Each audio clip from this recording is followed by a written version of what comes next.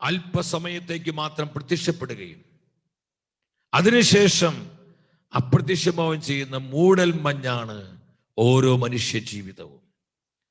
എൻ്റെ സഹോദരി സഹോദരങ്ങൾ, നമ്മൾ ഈ വചനം ഗ്രഹിച്ചു കഴിഞ്ഞാൽ നമുക്ക് പരസ്പരം സ്നേഹിക്കാൻ എന്തൊരു എളുപ്പമാണ്. നമുക്ക് എളിമപ്പെടുവാൻ, നമുക്ക് സ്വയം ചെറുതാകുവാൻ, പരസ്പരം പ്രോത്സാഹിപ്പിക്കാൻ, പരസ്പരം അംഗീകരിക്കാൻ, പ്രാർത്ഥിക്കുവാൻ, വിശുദ്ധിയോടെ ജീവിക്കാൻ, വിശ്വാസത്തിൽ വളരാൻ, സഭയെ സ്നേഹിക്കാൻ, ദൈവവചനം ധ്യാനിക്കുവാൻ, എല്ലാം നമുക്ക് ഭയങ്കരമായൊരു ഉത്തേജനമുണ്ടാകും. ദൈവത്തിന്റെ ആത്മാവ് നമ്മുടെ ഹൃദയങ്ങൾ ഉണർത്തുകയാണ്. നിത്യതയെ കുറിച്ചുള്ളൊരു കാഴ്ചപ്പാട് ഈ കാലഘട്ടത്തിലെ സഭാമക്കൾക്ക് ഉണ്ടാകണം. നിത്യജീവന്റെ പ്രത്യാശയിൽ വേണം ഈ നാളുകളിലെ ദൈവത്തിന് ജനം ജീവിക്കേണ്ടത്. ഈ ലോകം കണ്ട് ജീവിക്കാൻ വിളിക്കപ്പെട്ടവരല്ല നമ്മള്. ഈ ലോകത്തിൽ ജീവിക്കുമ്പോഴും സ്വർഗോന്മുഖമായി സ്വർഗം കണ്ടുകൊണ്ട് നിത്യജീവന്റെ ജീവിതം ഇവിടെ നമ്മൾ ജീവിക്കണം. പ്രിയപ്പെട്ടവരെ, പലരുടെയും ധാരണ എന്താണെന്നറിയോ? മരിച്ചതിന് ശേഷം കിട്ടുന്ന ഒന്നാണ് നിത്യജീവൻ എന്നല്ല പ്രിയപ്പെട്ടവരെ. ഈ ലോകത്തിൽ ഞാനും നിങ്ങളും നിത്യജീവന്റെ ജീവിതം നയിച്ചാലാണ് ഈ ജീവിതത്തിന് അപ്പുറം കർത്താവിനോടൊപ്പം നിത്യമഹത്വത്തിൽ വസിക്കുവാൻ നമുക്ക് സാധ്യമാകുന്നത്. ഇവിടെ എങ്ങനെയെങ്കിലുമൊക്കെ നമുക്ക് ഇഷ്ടപ്പെട്ടതുപോലൊക്കെ ജീവിച്ച് നടന്നിട്ട് നമുക്ക് നിത്യജീവൻ കിട്ടുമെന്ന് ചിന്തിക്കുന്നത് അത് അപകടകരമായ ഒരു ചിന്തയാണ്. ഇതിനോട് ബന്ധപ്പെട്ട് വീണ്ടും ദൈവത്തിന്റെ വചനം പറയാണ്. പത്രോസ് അപ്പോസ്തലൻ 1-ാമത്തെ ലേഖനം 2-ാം അധ്യായം 24-ാമത്തെ വചനമാണ്. അവിടെ സഭയുടെ ആദ്യത്തെ മാർപ്പാപ്പ എന്താ സഭ മക്കളെ പഠിപ്പിക്കുന്നത്? മനുഷ്യ ജീവിതം പുൽക്കൊടിക്ക് തുല്യമാണ്. ആ വചനം എല്ലാവരും ശ്രദ്ധിച്ചേ. മനുഷ്യ ജീവിതം പുൽക്കൊടിക്ക് തുല്യമാണ്. വീണ്ടും ദൈവത്തിന് തിരുവെഴുത്ത് പറയുന്നു, ഓരോ മനുഷ്യനും അത് പുല്ല് പോലെയാണ്, അതിൽ വിരിയുന്ന പൂവ് പോലെയാണ്. പുല്ല് കരിയുന്നു, പുഷ്പം വാടി കൊഴിയുന്നു. പ്രിയപ്പെട്ടവരെ, ഈ വചനങ്ങളെല്ലാം എന്താ നമ്മൾ ഓർമ്മിപ്പിക്കുന്നത്? മനുഷ്യ ജീവിതത്തിന് ഇങ്ങനെയാണ്. നമുക്ക് അഹങ്കരിക്കാൻ എന്തെങ്കിലും ഉണ്ടോ പ്രിയപ്പെട്ടവരെ? നമുക്ക് അഹങ്കരിക്കാൻ ഒന്നുമില്ല. നമുക്ക് കലഹിക്കാൻ പറ്റൂ? നമുക്ക് വെറുപ്പിൽ ജീവിക്കാൻ പറ്റൂ? ഇല്ല. ഈ സത്യം നമ്മൾ മനസ്സിലാക്കി കഴിഞ്ഞാൽ പിന്നെ സ്നേഹിക്കാൻ എന്തൊരു എളുപ്പം. കുടുംബജീവിതം, ഭാര്യ ഭർത്തൃ ബന്ധത്തിലൊക്കെ വലിയ സ്നേഹത്തിന്റെ അഭിഷേകം ഒഴുകപ്പെടാൻ തുടങ്ങും. മാതാപിതാക്കളും മക്കളും നമ്മുടെ ബന്ധം കൂടുതൽ ശക്തമാകാൻ തുടങ്ങും. സഭയോടുള്ള നമ്മുടെ ബന്ധം, സഭാത്മകമായ ജീവിതം അത് കൂടുതൽ ശക്തിപ്പെടാൻ തുടങ്ങും. പലപ്പോഴും ഈ ലോകത്തിന്റെ ഇമ്പങ്ങളിൽ, ഈ ലോകത്തിന്റെ വർണ്ണങ്ങളിൽ പിശാച് നമ്മെ കുടുക്കിയിട്ടിരിക്കുകയാണ്. ഈ ലോകത്തിന്റെ നിറങ്ങളും വർണ്ണങ്ങളും കാണിച്ച് നിത്യതയെ പിശാച് മറച്ചിരിക്കുകയാണ്. ഇതൊരു ഡിസെപ്ഷനാണ്. ഇത് സാത്താന്റെ ചതിയാണ് പ്രിയപ്പെട്ട, നമ്മൾ മനസ്സിലാക്കണം.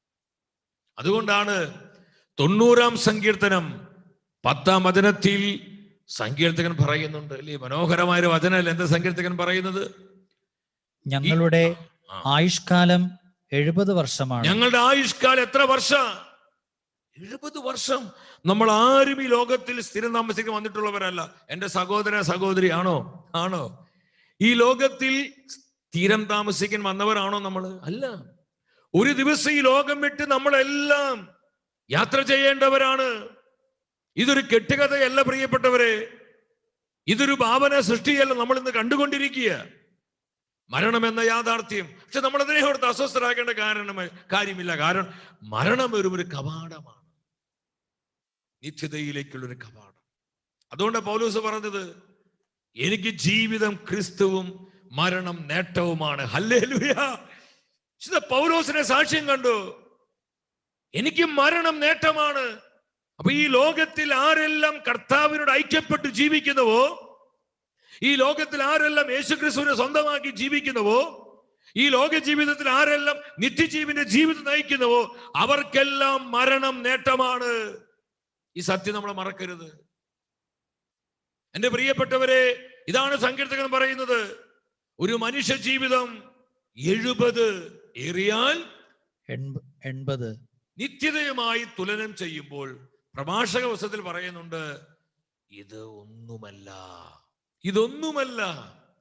നിത്യതയുമായി നമ്മൾ തുലനം ചെയ്യുമ്പോൾ ഈ ലോകത്തിലെ നമ്മുടെ ജീവിതം അത് നമുക്ക് ഇമാജിൻ ചെയ്യാൻ പോലും പറ്റത്തില്ല. കടൽ തീരത്തെ ഒരു മണൽത്തരി പോലുമില്ല. അത്രയുള്ള പ്രിയപ്പെട്ടവരെ, ഇതിനു വേണ്ടി ഇന്ന് മനുഷ്യൻ കടിപിടി കൂട്ടുന്നു. അധികാരത്തിന് വേണ്ടി, അംഗീകാരത്തിന് വേണ്ടി, പദവികൾക്ക് വേണ്ടി, ജഡിക സുഖങ്ങൾക്ക് വേണ്ടി, ലോകമോഹങ്ങൾക്ക് വേണ്ടി, ആള് കളിക്കാൻ വേണ്ടി എന്തൊക്കെയെന്ന് മനുഷ്യൻ കാട്ടിക്കൂട്ടുന്നത്. എന്തുകൊണ്ട് ഇന്ന് നമ്മുടെ സമൂഹം അധപതിച്ചു പോകുന്നത്? എവിടെയോ വെച്ച് നിത്യജീവന്റെ ദർശനം നമുക്ക് നഷ്ടപ്പെട്ടു പോയി. ഏറിയാൽ 80. അതുകൊണ്ട് നമ്മൾ ഇപ്രകാരം പാടുന്നില്ല, മൺമയമാമീയുലകിൽ കാൺമതുമായ വൻമഹിമ ധനസുഖങ്ങൾ സകലവുമായ മണ്ണിൽ നമ്മൾ ജീവിതമോ പുല്ലിനെ പോലെ ഇന്നു കണ്ട് നാളെ വാടും പൂക്കളെ പോലെ. മണ്ണിൽ നമ്മൾ ജീവിതമോ പുല്ലിനെ പോലെ ഇന്നു കണ്ട് നാളെ വാടും പൂക്കളെ പോലെ. ദൈവത്തിന്റെ ആത്മാവ് മനുഷ്യ ജീവിതത്തിന് നശ്വരത നമ്മൾ അറിയിക്കുകയാണ്. ഞാൻ ഈ വചനം നിങ്ങളുമായി പങ്കുവെക്കുമ്പോൾ ഒരു സംഭവം എന്റെ മനസ്സിലോട്ട് കടന്നു വരികയാണ്. ഒരിക്കലും കേരളത്തിൽ പ്രശസ്തമായ ഒരു ആശുപത്രി രോഗിക്ക് വേണ്ടി പ്രാർത്ഥിക്കുവാൻ കടന്നു ചെല്ലുകയാണ്. ആ രോഗിക്ക് വേണ്ടി പ്രാർത്ഥിച്ചതിന് ശേഷം ഞാൻ പുറത്തേക്ക് വരുമ്പോൾ 2-3 പേര് ചേർന്ന് എന്നോട് പറഞ്ഞു, പ്ലീസ് ഇന്ന മുറിയിലോട്ട് വരണം, മറ്റൊരു രോഗിക്ക് വേണ്ടി പ്രാർത്ഥിക്കാൻ. ഞാൻ അവരോട് കൂടെ ആ മുറിയിലേക്ക് ചെന്നു. ഞാൻ അത്ഭുതപ്പെട്ടു പോയി. കേരളത്തിൽ അറിയപ്പെടുന്ന ഒരു വലിയ ബിസിനസ്സുകാരൻ, ഒരു വലിയ കോടീശ്വരനാണ്. ഞാൻ അദ്ദേഹത്തെ ഫ്ലെക്സ് ബോർഡിലും അതുപോലെ മറ്റു പല സ്ഥലങ്ങളിലൊക്കെ കണ്ടിട്ടുണ്ട് ഇങ്ങനെ അദ്ദേഹത്തിന്റെ മുഖങ്ങള്. അത്രമാത്രം അറിയപ്പെടുന്ന ഒരു ബിസിനസ്സുകാരൻ. ഇഷ്ടംപോലെ സമ്പാദ്യം അദ്ദേഹത്തിന്റെ കയ്യിലുണ്ട്. പക്ഷെ ഇന്ന് അദ്ദേഹം ക്യാൻസർ ബാധിച്ച് ആശുപത്രി കിടക്കയിൽ മരണത്തെ മുന്നിൽ കണ്ടുകൊണ്ട് കിടക്കുകയാണ്. എന്നെ കണ്ട മാത്രം അദ്ദേഹം പറഞ്ഞു, ബ്രദർ പ്ലീസ് എനിക്ക് വേണ്ടി പ്രാർത്ഥിക്കണം, എന്നെ സഹായിക്കണം. ഇത്രയും ഉന്നതനായ സ്വാധീനമുള്ള, അധികാരമുള്ള, പദവിയുള്ള, സമ്പത്തുള്ള ആ മനുഷ്യനൊരു കൊച്ചു കുഞ്ഞിനെ പോലെ വാവിട്ട് കരഞ്ഞുകൊണ്ട് എന്നോട് പറഞ്ഞു, ബ്രദർ പ്ലീസ് എന്നെ സഹായിക്കണം, എനിക്ക് വേണ്ടി പ്രാർത്ഥിക്കണം. ഞാൻ ചോദിച്ചു, എന്തിനു വേണ്ടി പ്രാർത്ഥിക്കണ്ടേ? എന്താ വിഷമം? അദ്ദേഹം കരഞ്ഞുകൊണ്ട് എന്നോട് പറഞ്ഞു, 10 തലമുറയ്ക്ക് സുന്ദരമായി ജീവിക്കുവാനുള്ള സമ്പാദ്യം എൻ്റെ കയ്യിലുണ്ട്. നല്ല ചോരയും നീരുമുള്ള ആരോഗ്യമുള്ള സമയത്ത് പലരും എന്നോട് പറഞ്ഞു, പോയി കർത്താവിന്റെ വചനം കേൾക്ക്, ഒരു ധ്യാനം കൂട്. ധ്യാനം, വചനം എന്നൊക്കെ പറയുമ്പോൾ ആ പറയുന്നവരെ കളിയാക്കി പരിഹസിച്ച് നിന്ദിച്ച് ഞാൻ വിട്ടു. കാരണം ഞാൻ അന്ന് ചിന്തിച്ചില്ല എൻ്റെ ആരോഗ്യം നഷ്ടപ്പെടും, ഞാൻ സമ്പാദിച്ച സമ്പാദ്യമൊന്നും എൻ്റെ ജീവിതത്തിൽ ഒന്നുമില്ലാതായി തീരുമെന്ന് അന്ന് എനിക്ക് ചിന്തിക്കാൻ പറ്റിയില്ല. കാരണം ഞാൻ അന്ധത ബാധിച്ച ഒരു മനുഷ്യനായിരുന്നു.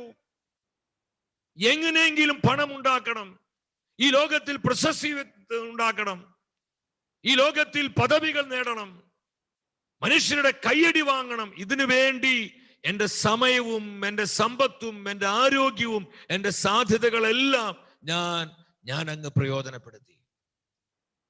അദ്ദേഹം പറഞ്ഞു, ഞാൻ ജീവിതത്തിൽ അങ്ങനെ ധ്യാനം കൂടാൻ പോയിട്ടില്ല. ഞായറാഴ്ച പോലും എന്റെ കട ഞാൻ അടച്ചിട്ടില്ല. കർത്താവിന്റെ ദിവസമാണത്. അദ്ദേഹം പറഞ്ഞു, കേരളത്തിന്റെ പശ്ചാത്തലത്തിൽ ഞാൻ പറയുന്നത്, നിങ്ങൾക്ക് അവിടെ ഞായറാഴ്ചക്ക് വർക്കിംഗ് ഡേ ആണ്, പക്ഷെ നിങ്ങൾക്ക് ഫ്രൈഡേ അതിന് ഹോളിഡേ ഉണ്ട്. ഇവിടെ നമ്മുടെ നാട്ടില് ഞായറാഴ്ചയാണ് അത് ആചരിക്കുന്നത്. എൻ്റെ സഹോദരി സഹോദരങ്ങളെ, ഇദ്ദേഹം എന്നോട് പറയാണ്, എൻ്റെ സ്റ്റാഫിന് ഒരാൾക്ക് ഞാൻ ലീവ് കൊടുക്കത്തില്ല. ആയിരക്കണക്കിന് സ്റ്റാഫ് ഇദ്ദേഹത്തിന് പല സ്ഥാപനങ്ങളിലായിട്ട് വർക്ക് ചെയ്യുന്നുണ്ട്. അവരൊന്നും ഞായറാഴ്ച കുർബാനയ്ക്ക് പോകുന്നില്ല, കുദാശ സ്വീകരണമില്ല. അനേകർ ക്രൈസ്തവർ തന്നെയാണ്. ഇദ്ദേഹം പറഞ്ഞു, എനിക്ക് അന്നൊന്നും മനസ്സിലായില്ല. എന്നാൽ ക്യാൻസർ പിടിപെട്ട് ഈ ആശുപത്രി കിടക്കയിൽ മരണം മുന്നിൽ കണ്ട് കിടക്കുമ്പോൾ ഞാൻ മനസ്സിലാക്കുന്നു. അതുകൊണ്ട് സങ്കീർത്തകൻ പ്രാർത്ഥിച്ചത് 90-ാം സങ്കീർത്തനം 12-ാമത്തെ വചനത്തിൽ, കർത്താവേ, എന്റെ ആയുസ്സിന്റെ ദിനങ്ങൾ എണ്ണുവാൻ എന്നെ പഠിപ്പിക്കണമേ. എന്റെ ജീവിതത്തിന് നശ്വരത മനസ്സിലാക്കുവാൻ കർത്താവേ എനിക്ക് ജ്ഞാനം നൽകണമേ. മനുഷ്യ ജീവിതത്തിന്റെ ക്ഷണികത തിരിച്ചറിയുവാൻ എന്റെ ഹൃദയ കണ്ണുകളെ പ്രകാശിപ്പിക്കണമേ. എത്ര അർത്ഥവത്തായ പ്രാർത്ഥനയാണ് പ്രിയപ്പെട്ടവരെ. അദ്ദേഹം പറഞ്ഞു, ഇനി ഞാൻ എന്ത് ചെയ്യും? ഏതാനും ദിവസങ്ങളാണ് ഡോക്ടേഴ്സ് പറഞ്ഞിരിക്കുന്നത്. ഞാൻ പറഞ്ഞു, വിഷമിക്കണ്ട, ഇപ്പോഴെങ്കിലും സത്യം മനസ്സിലായില്ലേ? അനുദപിക്കുക, കർത്താവിനെ ആശ്രയിക്കുക, ബാക്കി ഈശോ നോക്കിക്കൊള്ളും, ഈശോ ചെയ്തുകൊള്ളും. ഞാൻ അദ്ദേഹത്തിന് വേണ്ടി പ്രാർത്ഥിച്ചു. അദ്ദേഹം എന്നോട് അവസാനമായിട്ട് പറഞ്ഞു, എൻ്റെ സഹോദര, ഞാൻ എൻ്റെ ജീവിതകാലത്ത് നേടിയ ഈ കോടികളൊക്കെ ഉണ്ടല്ലോ, ഈ സമ്പാദ്യങ്ങളൊക്കെ ഉണ്ടല്ലോ, എന്നെ നോക്കി ചിരിക്കുന്ന കടലാസ് കഷ്ണങ്ങളായി എനിക്ക് അനുഭവപ്പെടുകയാ. എന്തിനാ ഈ സമ്പാദ്യം? ഇതുകൊണ്ട് എനിക്ക് എന്ത് കിട്ടി? അദ്ദേഹം വിതുമ്പി പൊട്ടി പൊട്ടി കരയുകയാണ്. അന്നൊരു സത്യം കർത്താവിന്റെ പരിശുദ്ധാത്മാവ് എന്നെ ബോധ്യപ്പെടുത്തി.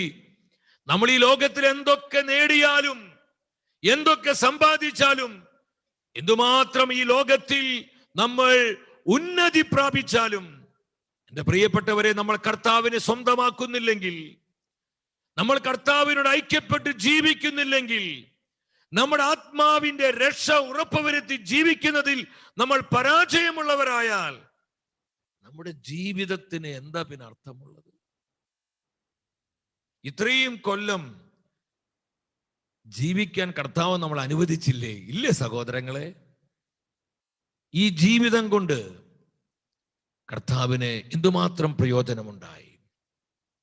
തിരുസഭയ്ക്ക് എന്റെ ജീവിതം കൊണ്ട് എന്തുമാത്രം പ്രയോജനമുണ്ടായി? എൻ്റെ കുടുംബത്തിന്, ഞാനായിരിക്കുന്ന എൻ്റെ സമൂഹത്തിന്, നമ്മൾ ഓരോരുത്തരും ദൈവവചനത്തിന് മുൻപിലിരുന്ന് ആത്മശോധന ചെയ്യണം. ഈ സത്യം നമ്മുടെ ഹൃദയത്തിന്റെ കണ്ണുകളെ കൂടുതലായി തുറക്കണം.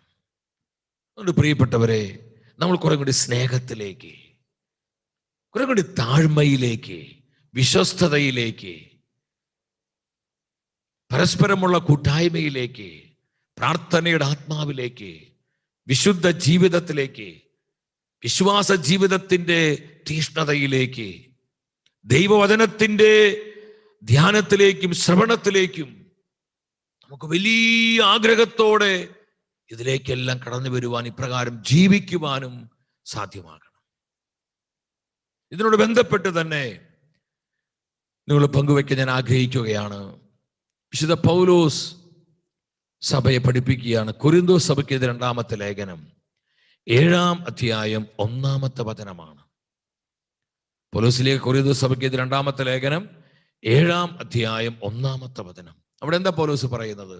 പ്രിയപ്പെട്ടവരെ, ഈ വാഗ്ദാനങ്ങൾ നമുക്കുള്ളതിനാൽ ശരീരത്തിന്റെയും ആത്മാവിന്റെയും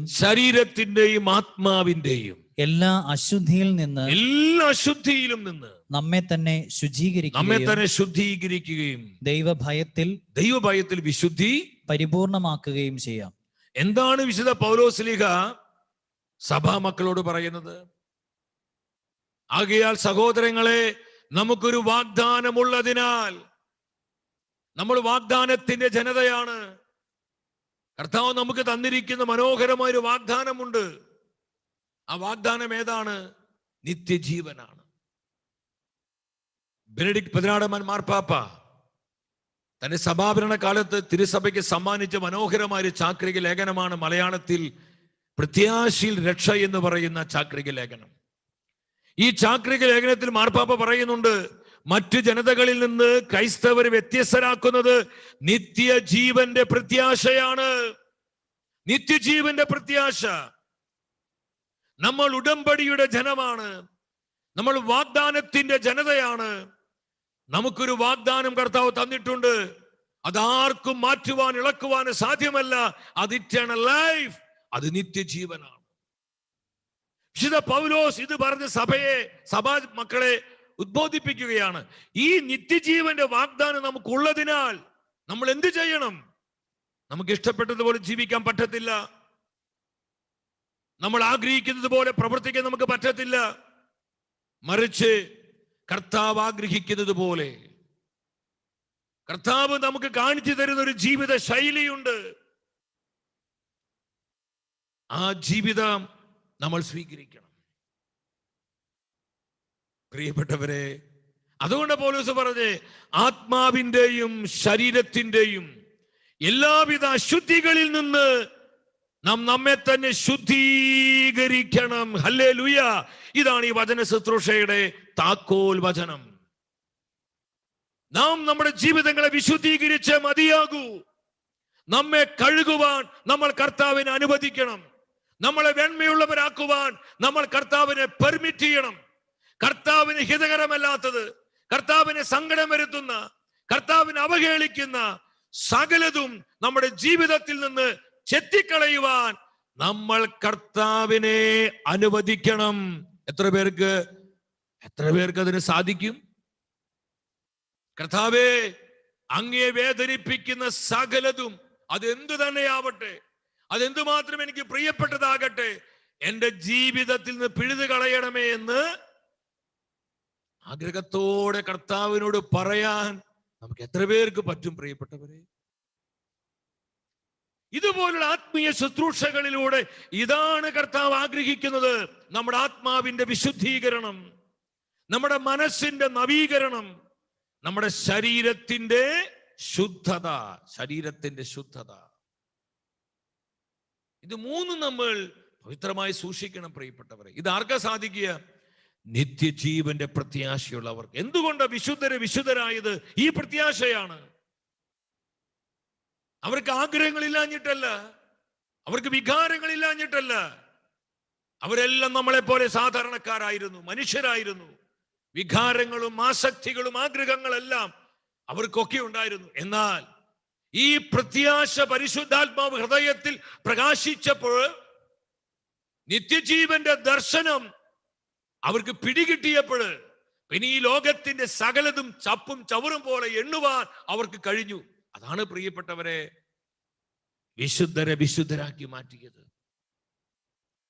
അവർ ആത്മാവിന്റെ വിശുദ്ധീകരണത്തിനു വേണ്ടി, ശരീരത്തിന്റെ വിശുദ്ധിക്ക് വേണ്ടി അവരതിന് അത്രമാത്രം പരിശ്രമിച്ചു. അനേകരുടെ വിശുദ്ധരുടെ ജീവിതങ്ങൾ നമുക്കറിയാം. പൗലോസ്ലീഹ പറയാ, ഈ പ്രത്യാശയുള്ളതിനാൽ ആത്മാവിന്റെയും ശരീരത്തിന്റെ എല്ലാ അശുദ്ധികളിൽ നിന്നും നാം നമ്മെ തന്നെ ശുദ്ധീകരിക്കണം. വിശുദ്ധനായ ജോൺ പോൾ രണ്ടാമൻ മാർപ്പാപ്പ പറഞ്ഞു, ഈ കാലഘട്ടം ഇത് വിശുദ്ധീകരണത്തിന്റെ നാളുകളാണ്. ദൈവത്തിന്റെ മഹാകരുണയ്ക്ക് വേണ്ടി ദൈവജനം നിലവിളിച്ചു പ്രാർത്ഥിക്കേണ്ട സമയമാണിത്. ഇത് സഹനത്തിന്റെയും പരിത്യാഗത്തിന്റെയും നാളുകളാണ്. ലോകത്തിൽ ഇന്ന് പടർന്നു പിടിച്ചിരിക്കുന്ന കോവിഡ് എന്ന മഹാമാരി, പ്രിയപ്പെട്ടവരെ ശ്രദ്ധിക്കണം. ദൈവകരുണയ്ക്ക് വേണ്ടി ഹൃദയം പൊട്ടി നിലവിളിക്കണം. അത്രമാത്രം ദൈവനിഷേധവും ദൈവദൂഷണവും മതപീഡനവും വിശ്വാസത്യാഗവും ദൈവിക കാര്യങ്ങളോടുള്ള മന്ദതയും അത്രമാത്രം വർദ്ധിച്ചു കഴിഞ്ഞു. കർത്താവിന്റെ അൾട്ടിമേറ്റ് എയിം എന്താ? നമ്മുടെ ആത്മാവിന്റെ രക്ഷയാണ്.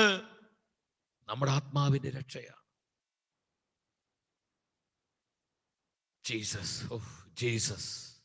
ഇത് പറയുമ്പോൾ എൻ്റെ മേൽ ശക്തമായ ഒരു ദൈവ സാന്നിധ്യം വ്യാപരിക്കുന്നു. ഹല്ലേലൂയ. അതുകൊണ്ട് വിശുദ്ധ പൗലോസ് സഭയോട് പറഞ്ഞത്, ഫിലിപ്പി സഭയ്ക്ക് ഇത് ലേഖനം 2-ാം അധ്യായം 12-ാം വചനത്തിൽ എന്താ പൗലോസ് പറഞ്ഞത്?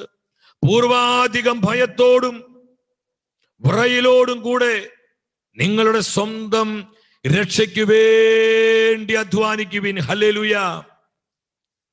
ഞാൻ 15-ാമത്തെ വയസ്സിൽ സുവിശേഷ വേല ആരംഭിച്ച എൻ്റെ 10ാം ക്ലാസ്സിൽ 10th പഠിക്കുമ്പോൾ വർഷങ്ങളായി കർത്താവിന്റെ വേലയിൽ വ്യാപൃതനായിക്കൊണ്ടിരിക്കുന്നു. എൻ്റെ പ്രിയപ്പെട്ടവരെ അനേകരോട് സുവിശേഷം അറിയിച്ചു, അനേക രാജ്യങ്ങളിലേക്ക് കടന്നു ചെന്നു, അനേകരെ കർത്താവിന്റെ രക്ഷയിലേക്ക് നയിക്കുവാൻ കർത്താവ് കൃപ ചെയ്തു എന്നൊക്കെ ഞാൻ ചിന്തിക്കുകയാണ്. അങ്ങനെ ഈ ശുശ്രൂഷ വഴി പലരും മാനസാന്തരപ്പെട്ട് യേശുക്രിസ്തുവിനെ ഏക രക്ഷകനാഥനുമായി സ്വീകരിച്ചു. അവരവരുടെ ജീവിതം കർത്താവിനായി പൂർണ്ണമായിട്ട് അങ്ങ് സമർപ്പിച്ചു. അങ്ങനെ അവർ നിത്യജീവന്റെ ജീവിതം അവിടെ നയിക്കാൻ തുടങ്ങി. അങ്ങനെ പലരും സ്വർഗത്തിൽ എത്തുവാൻ അല്ലെങ്കിൽ നിത്യസൗഭാഗ്യം പ്രാപിക്കാൻ ഇടവന്നു. നിങ്ങൾ ചിന്തിച്ചു നോക്കി. എന്നാൽ എൻ്റെ ആത്മാവ് നഷ്ടപ്പെട്ടു പോയാൽ എൻ്റെ പ്രിയപ്പെട്ടവരെ എന്താ അതുകൊണ്ട് പ്രയോജനം? അപ്പൊ മറ്റുള്ളവരുടെ ആത്മരക്ഷയ്ക്ക് വേണ്ടി നമ്മൾ അധ്വാനിക്കുന്നത് പോലെ തന്നെ നമ്മുടെ സ്വന്തം ആത്മാവിന്റെ രക്ഷ.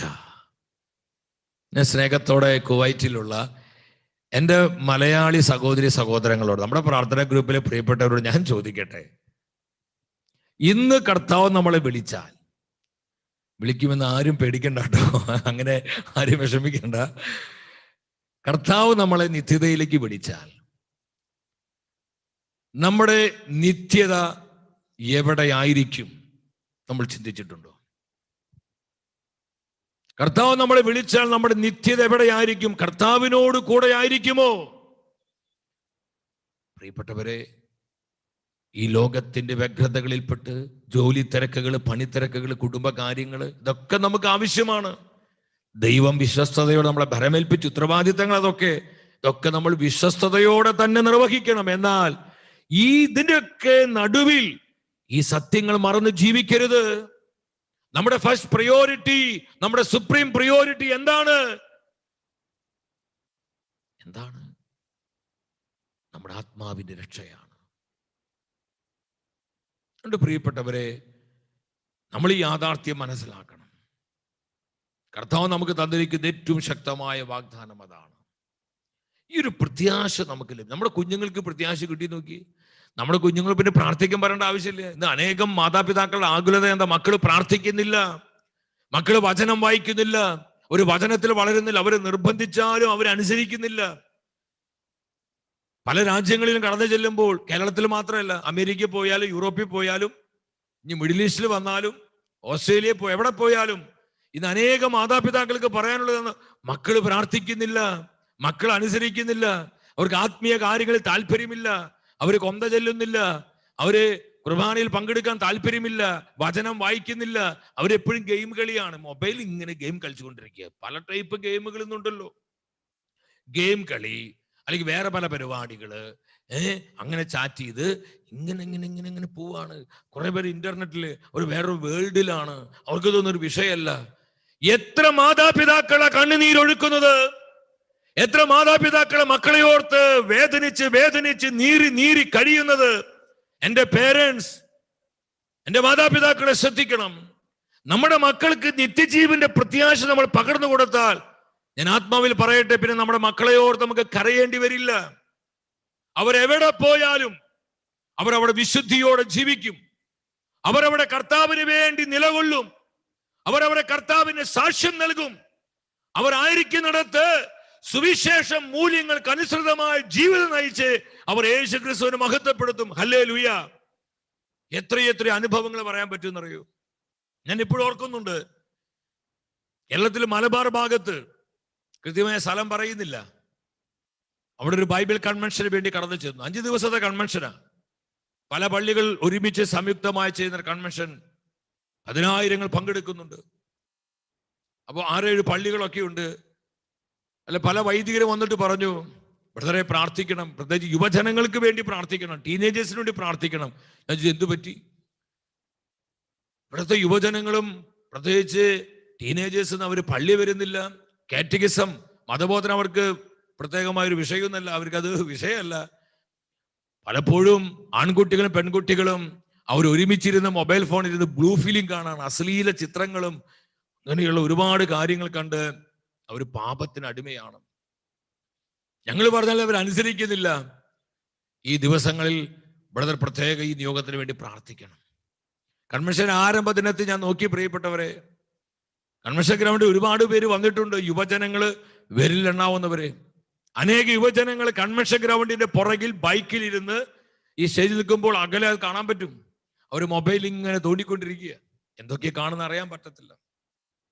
എന്നാൽ കർത്താവിന്റെ വചനം സജീവവും ഊർജ്ജസ്വലവുമാണ്. അത് ഇരുതല വാളിനേക്കാൾ മൂർച്ചയേറിയതാണ്. അതുകൊണ്ട് പൗലോസിലേക്ക് സാക്ഷ്യപ്പെടുത്തിയത് ക്രിസ്തുവിന്റെ സുവിശേഷം ദൈവത്തിന്റെ ശക്തിയാണ്. ആരെല്ലാം ഈ സുവിശേഷത്തിൽ വിശ്വസിക്കുന്നുവോ, അത് അമേരിക്കക്കാരനാവട്ടെ, യൂറോപ്പുകാരനാവട്ടെ, ആഫ്രിക്കക്കാരനാവട്ടെ, ഓസ്ട്രേലിയക്കാരനാകട്ടെ, അത് മിഡിൽ ഈസ്റ്റുകാരനാവട്ടെ, അത് കേരളക്കാർ, ആര് തന്നെയാവട്ടെ, അവരെ പൂർണ്ണമായി രക്ഷിക്കുവാനുള്ള ശക്തി കർത്താവിന്റെ വചനത്തിനുണ്ട്. ഹല്ലേലൂയ! എത്ര ഷാർപ്പാണ് ദൈവത്തിന്റെ വചനം. Jesus, Jesus. വചനത്തെ മുറുകെ പിടിക്കണം. കർത്താവിന്റെ സുവിശേഷത്തിനെ ആകർഷിക്കുവാനുള്ള വലിയ ശക്തിയുണ്ട്, അട്രാക്ട് ചെയ്യാനുള്ള ശക്തി. അതുകൊണ്ടല്ലേ ഇന്ന് എത്രയോ ഇടങ്ങളില് ഇപ്പോ ഈ ശുശ്രൂഷയിൽ തന്നെ നൂറുകണക്കിന് ആൾക്കാർ പങ്കെടുക്കുന്നുണ്ട്. പലരും കുടുംബമായി പങ്കെടുക്കുന്നു. കർത്താവിന്റെ വചനത്തിനൊരു ആകർഷണ ശക്തിയുണ്ട് പ്രിയപ്പെട്ടവരെ. ആയിരങ്ങൾ, പതിനായിരങ്ങൾ, ജനലക്ഷങ്ങൾ കൂട്ടം കൂട്ടമായി വന്ന് കർത്താവിന്റെ സുവിശേഷം കേൾക്കുന്നു. എത്രയോ രാജ്യങ്ങളിൽ, ഭൂഖണ്ഡങ്ങളിൽ ഇതുപോലെ പരിശുദ്ധാത്മ പ്രവർത്തിച്ചു കൊണ്ടിരിക്കുകയാണ്. ആദ്യ ദിവസം തന്നെ ദൈവത്തിന്റെ ആത്മശക്തിയോട് ഇടപെട്ടു. രണ്ടാം ദിനത്തിലെ കൺവെൻഷനിൽ നോക്കിക്കഴിഞ്ഞപ്പോൾ കുറച്ച് യുവജനങ്ങൾ ഗ്രൗണ്ടിലേക്ക് മെല്ലെ ഇങ്ങനെ ഒറ്റടി വെച്ച് കയറാൻ തുടങ്ങി. ഞങ്ങൾ ടീം മുഴുവൻ ശക്തമായി പ്രാർത്ഥിച്ചുകൊണ്ടിരിക്കുക. കർത്താവ് ഇവിടെ മ്ലേച്ഛതയുടെ കെട്ടുകളെ പൊട്ടിക്കണമേ, അത്തരത്തിലുള്ള തിന്മകളെ നിർവീര്യമാക്കണമേ, പരിശുദ്ധാത്മാവിന്റെ തീ ഈ ദേശത്ത് കത്തട്ടെ എന്ന് പറഞ്ഞ് പ്രാർത്ഥിച്ചുകൊണ്ടിരിക്കുകയാണ് ആ ദിവസങ്ങളിൽ. മൂന്നാം ദിവസമായപ്പോൾ കുറച്ചും കൂടി യുവജനങ്ങൾ കയറാൻ തുടങ്ങി. നാലാം ദിവസം നിത്യതയെക്കുറിച്ചുള്ള, നിത്യജീവനെ കുറിച്ചും ഇവാഞ്ചലൈസേഷൻ, സുവിശേഷവൽക്കരണത്തെക്കുറിച്ചുള്ള സെഷൻസ് ആയിരുന്നു. എന്റെ പ്രിയപ്പെട്ട ഒരു പരിശുദ്ധാത്മാവിന്റെ അഗ്നി ഇറങ്ങി, പരിശുദ്ധാത്മ ശക്തിയോടെ മൂവ് ചെയ്തു. ആ അപ്പോസ്തലന്മാര് പ്രാർത്ഥിച്ചു കൊണ്ടിരുന്ന സിയോൻ മാളികയിലേക്ക് ഇറങ്ങി വന്ന അതേ ശക്തി, ആ സെയിം സ്പിരിറ്റ്, ആ സെയിം അനോയിന്റിങ് ആ കൺവെൻഷൻ ഗ്രൗണ്ടിൽ ആഞ്ഞടിക്കാൻ തുടങ്ങി. ഹല്ലേലൂയ! ആത്മാവിന്റെ ശക്തിയുടെ വെളിപ്പാടിൽ അവിടെ സംഭവിച്ചു. വർഷങ്ങളായി പിശാച് കെട്ടിവെച്ച ബന്ധനത്തിന്റെ കെട്ടുകളെ പരിശുദ്ധാത്മ പൊട്ടിച്ചു കളഞ്ഞു. അനേകർക്ക് ഡെലിവറൻസ് ഉണ്ടായി. ആരാധനയ്ക്ക് ശേഷം ഞാനൊരു അതിശയോക്തി നിങ്ങളെ ഇമോഷണൽ ആക്കാൻ പറയല്ല. കർത്താവിന്റെ വചനത്തിന്റെ ശക്തിയും പരിശുദ്ധാത്മ പ്രവർത്തിക്കുമ്പോൾ സംഭവിക്കുന്ന ട്രാൻസ്ഫോർമേഷൻ, രൂപാന്തരീകരണവും നിങ്ങളോടൊന്ന് ഷെയർ ചെയ്യാണ്. എന്റെ പ്രിയപ്പെട്ടവരെ, പല യുവജനങ്ങളും സ്റ്റേജിലേക്ക് ഓടി വന്ന് അവർ കൈപ്പിടിച്ച് ചില ആമ്പിള്ളേരൊക്കെ കെട്ടിപ്പിടിച്ച് പൊട്ടിക്കരഞ്ഞുകൊണ്ട് പറഞ്ഞു, ബ്രദർ, ഞങ്ങൾക്ക് ഇതുവരെ നിത്യതയെ കുറിച്ച് മനസ്സിലായിരുന്നില്ല. വേണ്ട വിധം ഞങ്ങളോട് നിത്യജീവനെ കുറിച്ച് പലരും പറഞ്ഞു തന്നിട്ടില്ല. നിത്യജീവന്റെ പ്രത്യാശ മനസ്സിലാക്കാൻ പറ്റിയില്ല. എന്തോ ഇന്നത്തെ ശുശ്രൂഷ കഴിഞ്ഞപ്പോൾ എന്തെന്നില്ലാത്തൊരു ആനന്ദം, ഈ ലോകത്തിന്റെ നൈമിഷികമായ സുഖങ്ങൾ അനുഭവിച്ചപ്പോൾ കിട്ടാത്ത എന്തെന്നില്ലാത്തൊരു ആനന്ദം എന്റെ ഹൃദയത്തിൽ അനുഭവപ്പെടുന്നു. എനിക്ക് യേശു മതി, യേശു മതി, യേശു മതി. ഞങ്ങൾ ഇനി കർത്താവിന് വേണ്ടി ജീവിക്കും. പ്രിയപ്പെട്ട സംഭവിച്ചെന്തെന്നറിഞ്ഞു? ആ ദേശത്ത് ശക്തമായ യുവജനങ്ങളുടെ ഒരു പ്രാർത്ഥനാ ഗ്രൂപ്പ് ഉണ്ടായി. ബ്ലൂ ഫിലിം കണ്ട്, കഞ്ചാവ് അടിച്ച്, കള്ളും കുടിച്ച് അശുദ്ധമായി ജീവിച്ച അനേക യുവജനങ്ങള് കർത്താവിന്റെ വചനത്താൽ വിശുദ്ധീകരിക്കപ്പെട്ട് അവർ സുവിശേഷത്തിന്റെ തീപന്തങ്ങളായിട്ട് മാറി. ഹല്ലേലൂയ! ഈ മാറ്റം എപ്പോഴാണ് സംഭവിച്ചത്? പരിശുദ്ധാത്മാവ് അവരുടെ ഉള്ളിൽ നിത്യജീവന്റെ പ്രത്യാശ കൊടുത്തപ്പോൾ. സഭയ്ക്ക് എങ്ങനെയാ വിശുദ്ധയായ മരിയ ഗോരിയത്തിയെ കിട്ടിയത് ഇങ്ങനെ കിട്ടിയത്. വെറും 11 വയസ്സുള്ളൂ. എൻ്റെ മക്കളെ ഈ ശുശ്രൂഷയിൽ അങ്ങനെയുള്ള മക്കളൊക്കെ പങ്കെടുക്കുമ്പോൾ ശ്രദ്ധിക്കും. ടീനേജേഴ്സ് പങ്കെടുക്കുന്നുണ്ടെങ്കിൽ, കുഞ്ഞുമക്കള് പങ്കെടുക്കുന്നുണ്ടെങ്കിൽ മക്കള് ശ്രദ്ധിക്കണം. ഈ ലോകത്തിന്റെ കറയും കളകും ഏൽക്കാതെ മക്കളെ നിങ്ങൾ ജീവിക്കണം. നിങ്ങൾ ഈശോയുടെ സാക്ഷികളാണ്, നിങ്ങൾ സഭയുടെ സാക്ഷികളാണ്, നിങ്ങൾ അന്ത്യകാലത്തിന്റെ പ്രേക്ഷിതരാണ്. ജീസസ് കാമവെറിപ്പൂണ്ട് അലക്സാണ്ടർ എന്ന ചെറുപ്പക്കാരൻ വെറും 11 വയസ്സ് മാത്രം പ്രായമുള്ള മരിയയുടെ അടുത്തേക്ക് വരികയാണ്. അവൾ പറഞ്ഞു, അലക്സാണ്ടറെ, ഭേദം മരണം, പാപത്തേക്കാൾ ഭേദം മരണം. ഇന്നത്തെ അനേകം പെൺകുട്ടികൾക്ക് ഈ ഭാഷ മനസ്സിലാവില്ല. ഇന്ന് പല പെൺകുട്ടികളും, എൻ്റെ കുഞ്ഞനുജത്തിമാര് ശ്രദ്ധിക്കണം, ഈ നാളികേരകത്തിന്റെ പുറകെ എലി പോണത് പോലെയാണ് പലരും ഇങ്ങനെ പോയിക്കൊണ്ടിരിക്കുന്നത്. ജഡിക സുഖങ്ങളുടെ പുറകെ, നശ്വരമായ ഭോഗേച്ഛയ്ക്ക് വേണ്ടി, ഈ ശരീരത്തിന് നൈമിഷികമായ ചില സുഖങ്ങൾ ആസ്വദിക്കാൻ വേണ്ടി നിത്യജീവനെ വിട്ടുകളഞ്ഞ്, ആത്മരക്ഷയെ വിട്ടുകളഞ്ഞ്, രക്തം കൊടുത്ത് വിലക്കി വാങ്ങി യേശുക്രിസ്തുവിനെ തള്ളിക്കളഞ്ഞ്, സഭയെയും സഭയുടെ പ്രബോധനങ്ങളെയും നെഗ്ലക്ട് ചെയ്ത് അവഗണിച്ചുകൊണ്ട് എത്ര പെൺകുട്ടികളെ ഇന്ന് നിത്യനാശത്തിലേക്ക് പോകുന്നത്. മരിയ ഗോരത്തി അവർക്ക് വലിയ വെല്ലുവിളി ഉയർത്തുകയാണ്. അവള് പറഞ്ഞു, അലക്സാണ്ടർ, നിനക്ക് ആള് മാറിപ്പോയി. ഈ ജീവിതം കർത്താവിന് കൊടുത്തിട്ടുള്ളതാ. എൻ്റെ ശരീരം കർത്താവിന് വിശുദ്ധമാണ്. ഞാനിത് പാപത്തിനും പിശാചിനും ഇട്ടുതരികയില്ല. ഇതിൽ കോപാക്രാന്തനായ അലക്സാണ്ടർ അവന്റെ അരയിൽ സൂക്ഷിച്ചിരുന്ന കടാരിയെടുത്ത് അവളുടെ നെഞ്ചിൽ കുത്തിയിറക്കുക. ഓരോ കുത്തുമ്പോഴും പരിശുദ്ധാത്മാവിൽ നിറഞ്ഞ് മരിയ പറഞ്ഞു, അലക്സാണ്ടറെ, ഞാൻ നിന്നെ സ്നേഹിക്കുന്നു, ഞാൻ നിന്നെ സ്നേഹിക്കുന്നു, ഞാൻ നിന്നെ സ്നേഹിക്കുന്നു. മരിയ ഗോരത്തിക്ക് മരിക്കാൻ കൊതിയുണ്ടായിട്ടല്ല, രക്തസാക്ഷിയാകുവാൻ ഭയങ്കരമായ ആവേശമുണ്ടായിട്ടല്ല. അവളുടെ രക്തസാക്ഷിയായത് ശുദ്ധത എന്ന പുണ്യത്തിന് വേണ്ടി. എന്തുകൊണ്ടാണ് ഈ രക്തസാക്ഷിത്വം ഭരിക്കുവാൻ അവൾ കഴിഞ്ഞ്? നിത്യജീവന്റെ പ്രത്യാശ. അതാണ് നമ്മൾ അവിടേക്ക് നമ്മുടെ ഫോക്കസ് അവിടെയാണ് പ്രിയപ്പെട്ടവരെ. നിത്യജീവന്റെ പ്രത്യാശ. അവളുടെ അമ്മ അവൾക്ക് കുഞ്ഞുനാളിൽ തന്നെ പറഞ്ഞു കൊടുത്തിരുന്നു. പക്ഷെ കൊച്ചുദ്രേസിയെ നോക്ക്, അൽഫോൻസമ്മയെ നോക്ക്, ഏത് വിശുദ്ധരെടുത്ത് പഠിച്ചാലും അവർക്കെല്ലാം ഈ പ്രത്യാശ വളരെ വലുതായിരുന്നു പ്രിയപ്പെട്ടവരെ. ഈ പ്രത്യാശ വളരെ വലുതായിരുന്നു. അതുകൊണ്ട് ആവശ്യം പൗലോസ് പറയുന്നത്, റോമാക്കാർക്ക് ലേഖനം 8:18 എന്താ പൗലോസ് ലീഗ സഭയെ പഠിപ്പിക്കുന്ന വചനം എല്ലാവരും ശ്രദ്ധിച്ച്, സാധിക്കുന്നവരെ നിങ്ങൾ വീടുകളിലൊക്കെ ഇരുന്ന് ഈ ശുശ്രൂഷയിൽ പങ്കെടുക്കുന്നവര് ബൈബിൾ എടുത്ത് നിങ്ങൾ വായിച്ച് ആ പേജുകളൊക്കെ മറച്ച് നിങ്ങൾ ഒരുമിച്ച് വായിക്കണം. അതൊരു അഭിഷേകമാണ്. നമ്മുടെ കുടുംബങ്ങളിലേക്ക് ഈ അഭിഷേകം, വിശുദ്ധിയുടെ അഭിഷേകം, നിത്യജീവന്റെ അഭിഷേകം, ദൈവവചനത്തിന്റെ അഭിഷേകം കർത്താവ് പകരുന്ന സമയങ്ങൾ അതൊക്കെ. അശുദ്ധിയുടെ കെട്ടുകള്, തിന്മയുടെ ബന്ധനങ്ങള്, ചില പൈശാചിക പീഡകള് കർത്താവ് തന്റെ വചനമയച്ച് അതിൽ നല്ല നമ്മളെ വിമോചിപ്പിക്കുന്ന സമയം. വിശ്വാസത്തോടെ നിങ്ങൾ വചനം വായിക്കുക. നമുക്ക് ആ വചനം ഒന്ന് വായിക്കാം. നമുക്ക് വെളിപ്പെടാനിരിക്കുന്ന മഹത്വത്തോട് തുലനം ചെയ്യുമ്പോൾ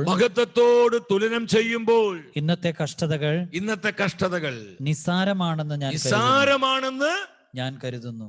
വെളിപ്പെടാനിരിക്കുന്ന മഹത്വത്തോട് തുലനം ചെയ്യുമ്പോൾ നമുക്കിന്നുണ്ടാവുന്ന കഷ്ടങ്ങളും നഷ്ടങ്ങളൊക്കെ നിസ്സാരം. അതുകൊണ്ടാ നമ്മൾ ഇപ്രകാരം പാടുന്നത്, നിസ്സാരമാ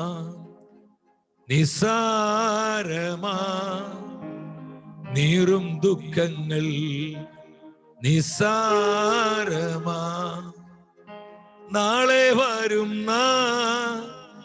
മഹിമയോർത്താൽ ഇന്നിൻ ദുഃഖങ്ങൾ നിസ്സാരമാ. മാതാപിതാക്കളെ, നമ്മുടെ കുഞ്ഞുങ്ങളെ സ്വർഗോന്മുഖമായി വളർത്താൻ നമ്മൾ ഉത്സാഹമുള്ളവരായിരിക്കണം. അവർക്ക് നിത്യതയുടെ പ്രത്യാശകൾ കൊടുക്കണം. നമ്മുടെ കുഞ്ഞുങ്ങൾക്ക് നിത്യതയുടെ ദർശനങ്ങൾ കൊടുക്കണം.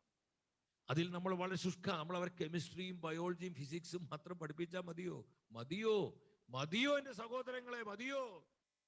ഞാൻ പലപ്പോഴും ചിന്തിക്കാറുണ്ട്, നിങ്ങൾക്കത് ഇഷ്ടപ്പെടുമെന്ന് എനിക്കറിയില്ല, എങ്കിലും കർത്താവ് എന്നെ പ്രചോദിപ്പിക്കുന്ന ദൂത് ഞാൻ നിങ്ങളോട് പങ്കുവെക്കുകയാണ്. നമ്മുടെ മക്കൾക്ക് വാല് പോലെ കുറെ ഡിഗ്രികൾ കൊടുത്തിട്ട് നമ്മുടെ മക്കളുടെ നിത്യത നരകത്തിലാണെങ്കിൽ പ്രയോജനമുണ്ടോ പ്രിയപ്പെട്ടവരെ? പ്രയോജനമുണ്ടോ? ഞാൻ ഒരിക്കൽ ഒരു യൂറോപ്യൻ രാജ്യത്ത് കർത്താവിന്റെ വചനവുമായി കടന്നു ചെന്നു. അതിന് നമ്മുടെ ഒരു മലയാളി വീട്ടിലേക്ക് ഒരു പ്രാർത്ഥിക്കാൻ വേണ്ടി വിളിച്ചപ്പോൾ, കുറെ നിർബന്ധിച്ചപ്പോൾ ഞാൻ അവിടെ പ്രാർത്ഥിക്കാനായിട്ട് പോയതാണ്. അങ്ങനെ ആ അപ്പനമ്മയായിട്ട് ഇങ്ങനെ സംസാരിച്ചുകൊണ്ടിരിക്കുന്ന സമയത്ത് വീട്ടിലെ ഒരു മൂത്ത മകനാണ്, അവനൊരു 16-17 വയസ്സ് പ്രായം കാണും. അവിടെ തന്നെ ജനിച്ചു വളർന്ന അവിടുത്തെ ലോക്കലായ ഒരു പെൺകുട്ടിയാണ്. അവൾക്കൊരു 13 വയസ്സ് പ്രായം ഉണ്ടാവും മാക്സിമം, 14 വയസ്സ് മാക്സിമം. ആ പെൺകുട്ടിയുടെ ഷോൾഡറിൽ ഇങ്ങനെ കൈയിട്ട് ഈ അപ്പനും അമ്മ ഇരിക്കുന്നുണ്ട്, ഒരു റെസ്പെക്റ്റും ഇല്ല, അവരെ മുഖത്തേക്ക് പോലും നോക്കുന്നില്ല. ഈ തോളിൽ ഷോൾഡറിൽ ഇങ്ങനെ കൈയിട്ട് ഇവന്റെ മുറിയിലേക്ക്, ഈ ചെറുക്കൻ ഒരു മുറിയിലേക്ക് കയറി പോകുന്നുണ്ട്. ഈ പെൺകുട്ടിയും പിടിച്ച് മുറിയിലേക്ക് പോയിട്ട് ആ മുറി അടച്ചു, ലോക്ക് ചെയ്തു. ഞാൻ ഈ മാതാപിതാക്കളോട് എന്തായി കാണിക്കണേ?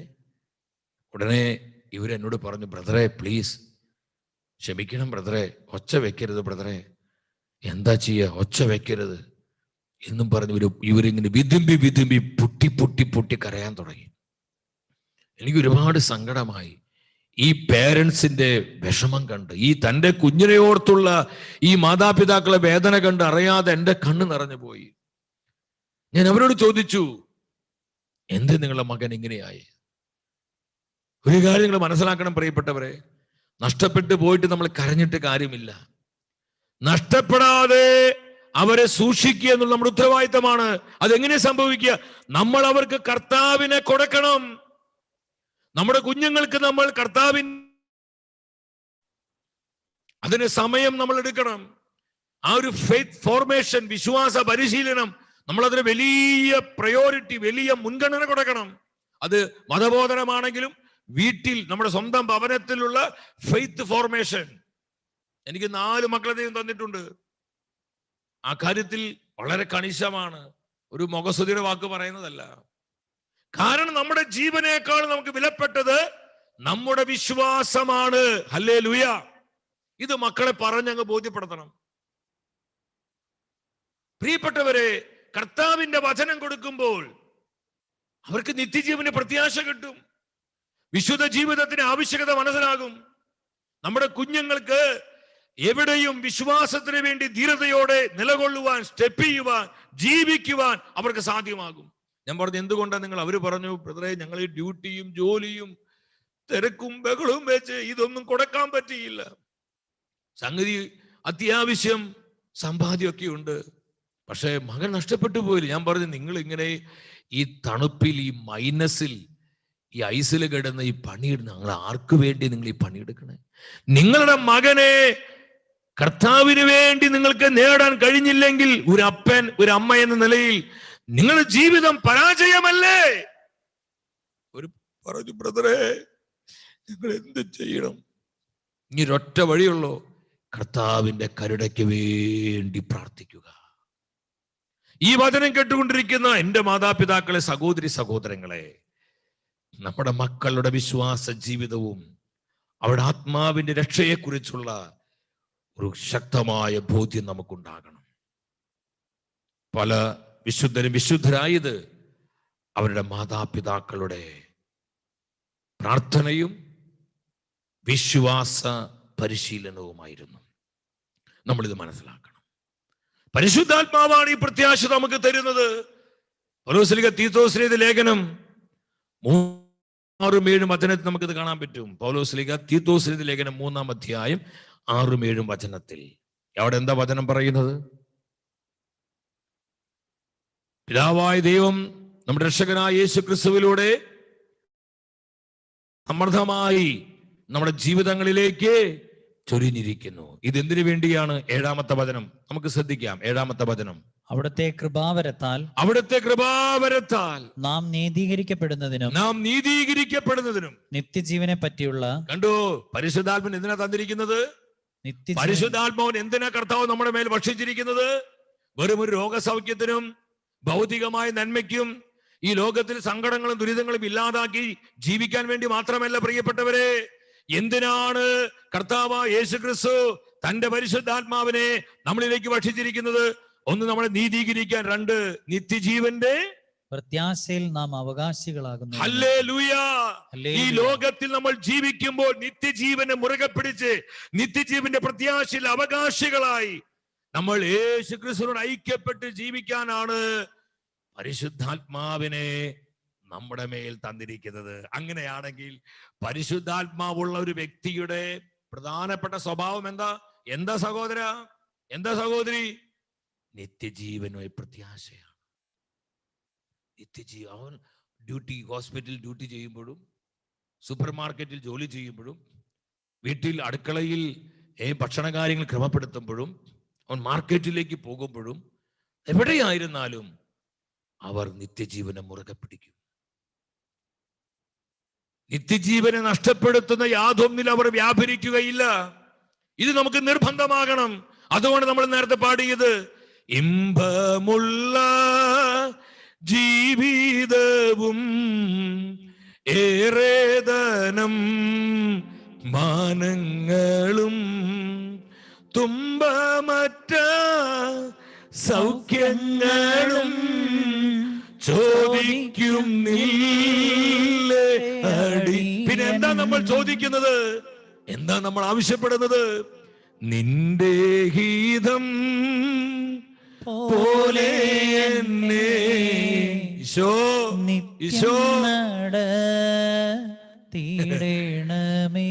അത് മതി പ്രിയപ്പെട്ടവരെ, അത് മതി. കർത്താവിന്റെ സാന്നിധ്യമില്ലാത്ത ഒന്നും നമുക്ക് വേണ്ട. ഇല്ലാത്ത ഒന്നും നമുക്ക് വേണ്ട. അതെത്ര പ്രിയപ്പെട്ടതാണെങ്കിലും, നമുക്ക് എത്ര നേട്ടങ്ങൾ തരുന്നതാണെങ്കിലും, ഉന്നതി തരുന്നതാണെങ്കിലും വേണ്ട പ്രിയപ്പെട്ടവരെ. ഈ ഒരു തീരുമാനം നിങ്ങൾ ഇന്നത്തെ ശുശ്രൂഷയിൽ എടുക്ക്. ഈ ഒരു കമ്മിറ്റ്മെന്റിലേക്ക് വാ. കർത്താവുമായിട്ടുള്ള ബന്ധത്തിൽ, ഈ ഒരു സമർപ്പണത്തിൽ എൻ്റെ സഹോദരി സഹോദരങ്ങളെ നിങ്ങൾ ആഴപ്പെടണം. കർത്താവില്ലാത്ത സുഖങ്ങൾ എനിക്ക് വേണ്ട. എൻ്റെ കർത്താവില്ലാത്ത നേട്ടങ്ങൾ എനിക്ക് വേണ്ട. എൻ്റെ കർത്താവില്ലാത്ത ലാഭങ്ങൾ എനിക്ക് വേണ്ട. കർത്താവുള്ളത് മതി എനിക്ക്. കർത്താവിന്റെ സാന്നിധ്യമുള്ളത് മതി എനിക്ക്. ഹല്ലേലൂയ. അത് തലമുറകൾക്ക് അനുഗ്രഹമാകും.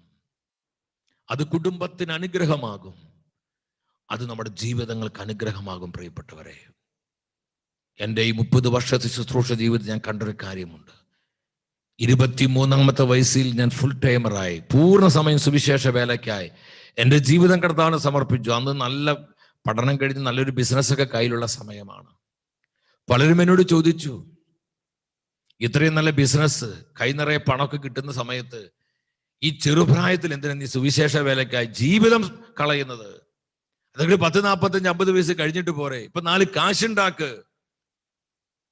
എൻ്റെ പ്രിയപ്പെട്ടവരെ, കർത്താവിൻ്റെ ആത്മാവ് അന്ന് എൻ്റെ ഉള്ളിൽ നൽകിയൊരു ബോധ്യമാണ്. കർത്താവ് കരുതാതെ കർത്താവ് വിളിക്കുകയില്ല. കർത്താവ് കരുതാതെ കർത്താവ് വിളിക്കുകയില്ല. മാത്രമല്ല, നമ്മുടെ സമയത്തല്ല നമ്മൾ കർത്താവിൻ്റെ വേല ചെയ്യേണ്ടത്, കർത്താവിൻ്റെ സമയത്താണ്. കർത്താവിൻ്റെ സമയത്ത് നമ്മൾ കർത്താവിൻ്റെ മിഷൻ ചെയ്യാതെ നമ്മുടെ സമയത്ത് നമ്മൾ ചെയ്യാൻ ആഗ്രഹിച്ചാൽ പിന്നെ ചിലപ്പോൾ നമുക്ക് ചെയ്യാൻ ഒരു അവസരം കിട്ടി എന്ന് വരികയില്ല. കർത്താവ് തരുന്ന സാധ്യതകൾ പ്രയോജനപ്പെടുത്തണം. അതുകൊണ്ട് ശ്രദ്ധിക്കുക, നമ്മൾ ഈശോയോട് ഐക്യപ്പെട്ടാൽ മതി. ഞാൻ ചിന്തിക്കുക, കർത്താവ് ഇന്ന് എത്ര മനോഹരമായി വിശ്വസ്തയോടെ പരിപാലിക്കുന്നു. വ്യക്തി ജീവിതത്തിൽ, കുടുംബത്തിൽ, ശുശ്രൂഷ മേഖലകളിൽ എല്ലാം ദൈവം കൈപ്പിടിച്ച് നടത്തുന്നു. ഷെക്കേന ടെലിവിഷൻ ഇതൊരു വാർത്താ ചാനൽ, വെറും ഒരു കേബിൾ ടിവിയോ യൂട്യൂബ് ചാനലല്ല, ഇതൊരു സാറ്റലൈറ്റ് ടെലിവിഷനാണ്. ലൈസൻസ് ഒക്കെ ദൈവത്തിന്റെ ഇടപെടലുകളാണ്. എൻ്റെ പ്രിയപ്പെട്ടവരെ, ആനുകാലിക സംഭവങ്ങളിലൂടെ കർത്താവിന്റെ ശബ്ദം ലോകത്തെ കേൾപ്പിക്കുവാൻ തന്റെ ജനത്തിനെ ദൈവം ഒരുക്കിയ മാധ്യമ ശുശ്രൂഷയാണ് ഈ കാലഘട്ടത്തിൽ ഷെഖീന ടെലിവിഷൻ. ഒരു വർഷം കൊണ്ട് തന്നെ അനേകർ അറിയുവാനും അനേകം പ്രേക്ഷകരിലേക്ക് ഈ ചാനൽ എത്തുവാനും കർത്താവ് കൃപ ചെയ്തു. കർത്താവ് ഒരുപാട് ഞെരുക്കങ്ങളും കഷ്ടപ്പാടുകളുണ്ട്, ഒരുപാട് ആവശ്യങ്ങളുണ്ട്. പക്ഷെ ഇതിന്റെ നടുവിലും, ഈ ഞെരുക്കത്തിന്റെ കഷ്ടതയുടെ നടുവിലും കർത്താവ് വിശ്വസ്തയോടെ പരിപാലിക്കുകയാണ്. ഞാൻ എന്തിനത് പറഞ്ഞെന്നറിഞ്ഞു? നമ്മൾ കർത്താവിനെ ആഗ്രഹിച്ചാൽ മതി, കർത്താവിന്റെ സാന്നിധ്യത്തിന് വേണ്ടി ആഗ്രഹിച്ചാൽ മതി, ബാക്കിയെല്ലാം കർത്താവ് പ്രൊവൈഡ് ചെയ്യും. പ്രിയപ്പെട്ടവരെ, അതുകൊണ്ട് നമ്മുടെ നിത്യജീവനെ നഷ്ടപ്പെടുത്തി നമുക്കൊന്നും വേണ്ട, അതെന്ത് തന്നെയാണെങ്കിലും അതിനോട് നോ പറയാൻ നമുക്ക് സാധിക്കണം. ഹല്ലേലൂയ. ശക്തമായിട്ട് പറഞ്ഞേ ഹല്ലേലൂയ. യേശുവേ നന്ദി. അതുകൊണ്ടാണ് വിശുദ്ധ യോഹന്നാൻ ശ്ലീഹ പറയുന്നത് 6-ാം അധ്യായം 27-ാമത്തെ വചനത്തിൽ. എന്താ യോഹന്നാൻ ശ്ലീഹ പറയാം? വചനം ഒന്ന് ശ്രദ്ധിച്ച്. യോഹന്നാൻ എഴുതിയ സുവിശേഷം 6-ാം അധ്യായം 27-ാം വചനത്തിൽ അവിടെ യോഹന്നാൻ ശ്ലീഹ പറയുന്നുണ്ട്, നശ്വരമായ അപ്പത്തിന് വേണ്ടി മാത്രം അധ്വാനിക്കുക. ഈ ലോക ജീവിതത്തിന് വേണ്ടി മാത്രം അധ്വാനിക്കുന്നവരായി നമ്മൾ മാറരുത്. നമ്മൾ നിത്യതയ്ക്ക് വേണ്ടി അധ്വാനിക്കണം. അത് നമ്മൾ ചെയ്യേണ്ടതാണ്. ഒരു കുടുംബ ജീവിത ഉത്തരവാദിത്വം നമ്മൾ പാലിക്കണം, നിശ്ചയമായിട്ടും പാലിക്കണം. ദൈവമാണ് അത് ഏൽപ്പിച്ചത്. നമ്മുടെ ജോലി, ബിസിനസ്, പഠനം, ഇതെല്ലാം നമ്മൾ കൃത്യതയോടെ നിർവഹിക്കണം. അത് ദൈവം നമ്മളെ ഏൽപ്പിച്ച ഉത്തരവാദിത്തമാണ്. എന്നാൽ പ്രിയപ്പെട്ടവരെ, അതിൽ മാത്രം നമ്മൾ കുരുങ്ങിപ്പോകരുത്. കർത്താവ് പറയാ, നശ്വരമായ അപ്പത്തിന് വേണ്ടി മാത്രം അധ്വാനിക്കാതെ മനുഷ്യപുത്രൻ തരുന്ന നിത്യജീവന്റെ അനശ്വരമായ അപ്പത്തിന്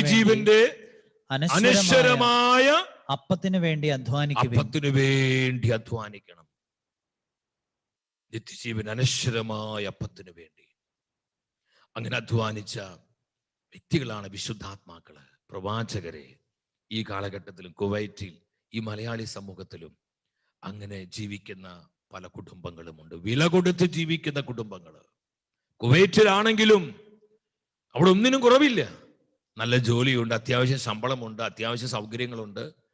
പക്ഷെ ഇതിന്റെ നടുവിലും കർത്താവിനെ മറന്നുപോയിട്ടില്ല. അവര് വിശ്വാസം മുറുകെ പിടിച്ച് അനേകർക്ക് ഈ വിശ്വാസം കൈമാറി കൊടുക്കുവാൻ തങ്ങളായിരിക്കുന്ന രാജ്യത്ത് കർത്താവിനെ സാക്ഷ്യം നൽകുവാൻ, കർത്താവിനെ പിൻപറ്റുവാൻ ആഗ്രഹിക്കുന്ന ഒരു കൂട്ടം ജീവിതങ്ങളെ ഞാനിപ്പോൾ കാണുന്നുണ്ട് എൻ്റെ ആത്മാവിലെ. അവരൊക്കെയല്ലേ ഈ ശുശ്രൂഷകളെല്ലാം അറേഞ്ച് ചെയ്യുന്നത്. ഞാൻ അവരെ ഓർത്ത് കർത്താവിനെ സ്തുതിക്കുകയാണ്. ശക്തമായ പ്രാർത്ഥന ഗ്രൂപ്പ് കുവൈറ്റിലുണ്ട്. എൻ്റെ പ്രിയപ്പെട്ടവരെ, എത്രയോ ജീവിതങ്ങൾ ഈ കാലഘട്ടത്തിലുമുണ്ട്. അതുകൊണ്ട് നമ്മൾ ശ്രദ്ധിക്കണം. ഭൗതികമായ നന്മകൾക്ക് മാത്രം നമ്മൾ പ്രാധാന്യം കൊടുക്കരുത്. അത് കൊടുക്കണം, നമുക്ക് ആവശ്യമാണ്. അതെല്ലാം കർത്താവ് തരും, ഒരു സംശയം നമുക്ക് വേണ്ട. അതെല്ലാം ഈശോ തരും. അതിനപ്പുറത്ത് ആത്മീയമായ നന്മകൾക്ക് വേണ്ടി മാനസാന്തരപ്പെട്ട് വിശുദ്ധിയോടെ ജീവിക്കാൻ, വിശ്വാസത്തിൽ വളരാൻ, വിശ്വസ്തരായി മാറാൻ, അവിടെയൊക്കെ നമ്മൾ കൂടുതൽ തീവ്രത കാണിക്കേണ്ടത്. ഞാൻ 1-2 വചനം പറഞ്ഞ് അവസാനിപ്പിക്കുകയാണ്. നിങ്ങൾ ശ്രദ്ധിക്കണം പ്രിയപ്പെട്ടവരെ. എനിക്ക് ഹെബ്രായ പുസ്തകത്തിൽ ഇഷ്ടപ്പെട്ടൊരു വചനമുണ്ട്. 11-ാം അധ്യായത്തിലാണ്. ഹെബ്രായ പുസ്തകം അവിടെ 11-ാം അധ്യായം 24, 25, 26 വചനങ്ങൾ. ആ വചനം നമുക്ക് പെട്ടെന്നൊന്ന് വായിക്കാം. മോശ പ്രവാചകനെ കുറിച്ച് പരിശുദ്ധാത്മാവ് നൽകുന്ന സാക്ഷ്യമാണ്. ഹെബ്രായ പുസ്തകം 11-ാം അധ്യായം 24, 25, 26 വചനങ്ങൾ. എന്താ വചനം പറയുന്നത്? മോശ വളർന്നു വന്നപ്പോൾ ഫറവോയുടെ മകളുടെ മകൻ എന്ന് വിളിക്കപ്പെടുന്നത് വിശ്വാസം മൂലം അവൻ നിഷേധിച്ചു. വിശ്വാസം മൂലം മോശ നിഷേധിച്ചു. അടുത്ത് പാപത്തിന്റെ നൈമിഷിക സുഖങ്ങൾ ആസ്വദിക്കുന്നതിനേക്കാൾ. ശ്രദ്ധിക്കണം നിങ്ങള്, ഈജിപ്തിലെ രാജകുമാരനാണ്. എല്ലാവിധ സൗകര്യങ്ങളും ഉണ്ട്. അന്നത്തെ ഏറ്റവും വലിയ സാമ്രാജ്യ ശക്തിയാണ് ഈജിപ്ത്. എന്ത് വേണമെങ്കിലും കിട്ടും, എന്ത് വേണം സുലഭമാണ്. എന്നാൽ വചനം പറയാണ്, ഈജിപ്തിലെ പാപസുഖങ്ങൾ അനുഭവിക്കുന്നതിനേക്കാൾ ദൈവജനത്തിന്റെ കഷ്ടപ്പാടിൽ പങ്കുചേരുവാൻ അവൻ ഇഷ്ടപ്പെട്ടു. അവൻ തീരുമാനമെടുത്തു. എന്തുകൊണ്ടാണ് മോശെ ഇങ്ങനെ തീരുമാനമെടുത്തത്? ക്രിസ്തുവിനെ പ്രതി സഹിക്കുന്ന ഓരോ സഹനവും ഈജിപ്തിൽ നിന്ന് കിട്ടുന്ന നിധികളെക്കാളും വിലയേറിയ സമ്പത്തായി അവൻ കരുതി. വിലയേറിയ സമ്പത്തായി മോശ കരുതി. കാരണം തനിക്ക് ലഭിക്കാനിരിക്കുന്ന പ്രതിഫലത്തിലാണ് അവൻ ദൃഷ്ടി പതിച്ചത്. ഹല്ലേലൂയ. തനിക്ക് ലഭിക്കാൻ പോകുന്ന പ്രതിഫലത്തിലേക്കാണ് മോശ കണ്ണുയർത്തിയത്. അവിടെയാണ് മോശ കണ്ണുറപ്പിച്ചത്. ശ്രദ്ധിക്കണം പ്രിയപ്പെട്ടവരെ, അത് ഏറ്റവും വലിയ സാമ്രാജ്യ ശക്തിയാണ് ഫറവോ. അവിടെ എന്താ സംഭവിച്ചത്? മോശ തീരുമാനം എടുക്കുകയാണ്. എന്താ തീരുമാനം? മോശയ്ക്ക് വേണമെങ്കിൽ പിന്നീട് ഫറവയായിട്ട് മാറാം. ഏതൊരു മനുഷ്യ ലോകത്തിൽ ഏറ്റവും ഉന്നതമായ സ്ഥാനം. എന്നാൽ വിശ്വാസത്തെ പ്രതി, കർത്താവിനെ പ്രതി മോശ അത് ഉപേക്ഷിക്കുകയാണ്. നമ്മുടെ നിത്യജീവൻ അപകടപ്പെടുത്തുന്ന ഇത്തരത്തിലുള്ള ചില പാപ സ്വഭാവങ്ങളാകാം, ചില കാഴ്ചപ്പാടുകളാകാം, മനോഭാവങ്ങളാകാം. വിശ്വാസത്തെ പ്രതി, കർത്താവായ യേശുക്രിസ്തുവിനെ പ്രതി വിട്ടുപേക്ഷിക്കുവാൻ നമുക്ക് എത്ര പേർക്ക് തീരുമാനമെടുക്കാൻ പറ്റും? ഈ ശുശ്രൂഷയിൽ നമുക്ക് ചില തീരുമാനങ്ങൾ ഉണ്ടാകണം. നല്ല നല്ല ചില തീരുമാനങ്ങൾ ഉണ്ടാകണം. വചനത്തെ പ്രതിയുള്ള, കർത്താവായ യേശുക്രിസ്തുവിനെ പ്രതിയുള്ള, നിത്യജീവനെ പ്രതിയുള്ള ചില തീരുമാനങ്ങൾ എടുക്കുക. ഇതെന്റെ ആത്മാവിന്റെ രക്ഷയെ തടയും. എനിക്ക് ഈ സുഖം വേണ്ട. ആരും അറിയുന്നില്ല, ആരും കാണുന്നില്ല, ചിന്തിച്ച് ഞാൻ ചെയ്യുന്ന ഈ പ്രവർത്തികള് ഇതെന്റെ നിത്യജീവൻ അപകടപ്പെടുത്തും. എനിക്കിത് വേണ്ട. വിട്ടുപേക്ഷിക്കാൻ പറ്റണം ദൈവമക്കളെ. കാരണം നമുക്ക് ഏറ്റവും വിലപ്പെട്ടത് നമ്മുടെ നിത്യജീവനാണ്. അതുകൊണ്ട് ആ പാട്ടുകാരൻ പാടുന്നത്, എന്റെ ദേശം ഇവിടെയല്ല, ഇവിടെ ഞാൻ പരദേശവാസിയാണല്ലോ, അക്കരെയാണൻ ശാശ്വത നാട്, അവിടെ എനിക്കോ